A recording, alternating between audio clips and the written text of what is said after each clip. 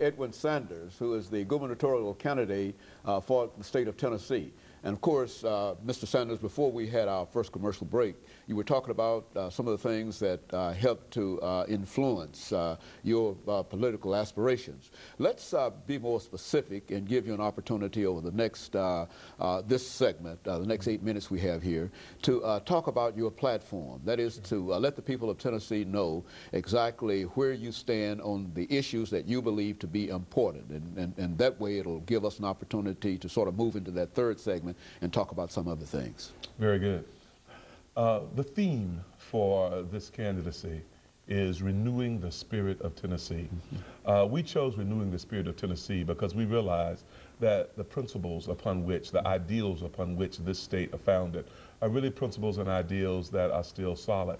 There's a way in which you could look at our history and realize that in many instances we have not lived up to the magnitude of those ideals. But I think that one of the things that we see as a mission in this campaign is to get people to revisit what the potentials and the possibilities are there, and then understand how we, through providing leadership in state government, will allow us to be able to achieve what I think ends up being a very noble mission for this state. And that mission is really grounded in empowerment of the people of the state, being truly a government that is of the people and for the people. One of the things that we see right now that's very problematic is that the business of politics has taken precedence over the issues and the concerns of the people of this state. So we're trying to refocus the energy, the resource of this state in a way that allows there to be a responsiveness to the needs of the people. Now, we started this campaign in developing our platform by listening.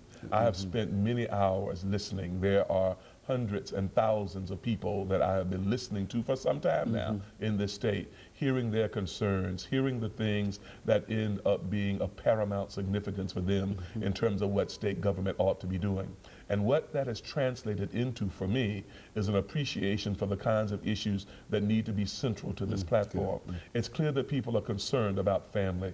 It's clear that people are concerned about education. It's clear that people are concerned about their communities and the way in which there's a safe environment that allows them to be able to nurture, to care for, and to grow in relationship to each other. So we've developed our platform around what we have heard from people. So it's not as though we somehow came up and dreamed up, but it's the byproduct of sitting and listening and being attentive to what folks have said to us. Now, I think, as I was saying a few minutes ago, clearly at the top of that list ends up being education. It's very unfortunate that we in the state of Tennessee right now end up ranking so low amongst all the states in this country in terms of the investment that we make and the quality that we deliver with regard to education. I think that has a lot to do with leadership. It has a lot to do with how our priorities have been set. It has a lot to do with how our resources have been used. And one of the things that we feel is of most paramount significance is that we reconsider how indeed we go about the business of setting priorities. Most of the problems we have in this state, as I was saying a few minutes ago, can be solved and resolved if we had an electorate, if we had citizens of this state who really were equipped intellectually to be able to meet the challenges of our time. We can bring industry to the state, but if we do not have an educated electorate, then an educated citizenship, then we don't have what we need in order to be able to take advantage of those opportunities. So I think that what we're saying is that we have to make a more significant commitment. We have to set as our highest priority that we deal with education. I think that means that we learn to value our teachers, that we learn to put them in a position within our communities where they are revered, where they are respected, and where we find ourselves bringing all of our resource to bear in terms of how we can be encouraging and supporting of the work that they do.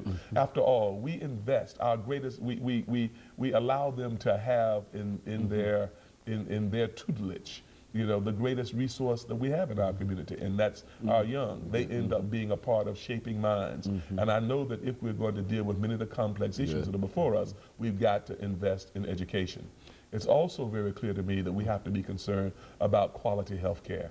Quality health care is of profound significance because indeed people who are healthy, people who are free of disease, people who are free of sickness end up being people who end up being more likely to have the kinds of creative energies flowing within them that allow them to put us where we need to be once again in terms of being competitive with our surrounding states and with the states who we find ourselves having to be in competition with in the Southeast especially, but throughout the nation.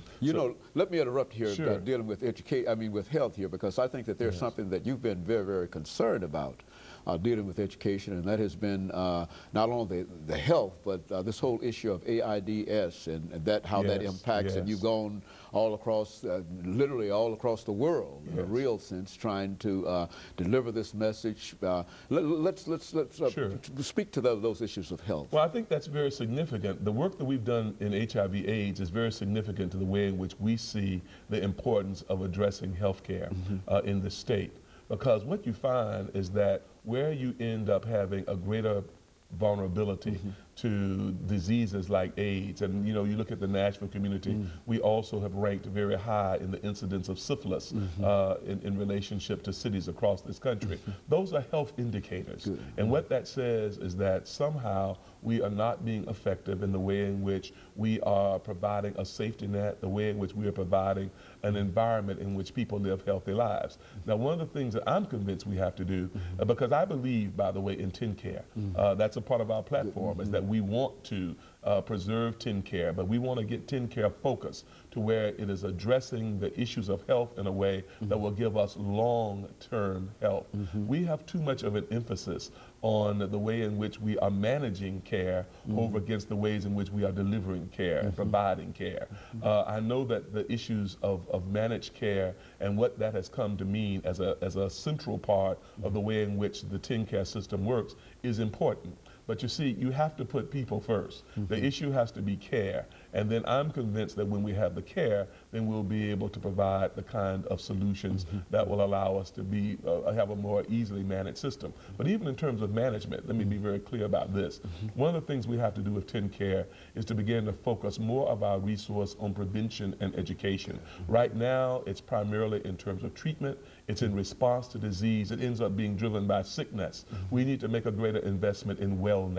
We need to make a better investment in making sure that we have citizens in this state who have a mindset, who have a kind of attitude in relationship to their personal health and well-being that'll allow us to be able to create a healthier state and a healthier environment. Very good. Let me take this second commercial break here, Mr. Sanders, and we'll come back and we'll give you an opportunity to continue this information in reference to your platform. Of course, we'll be back with our audience following this very, very short commercial break.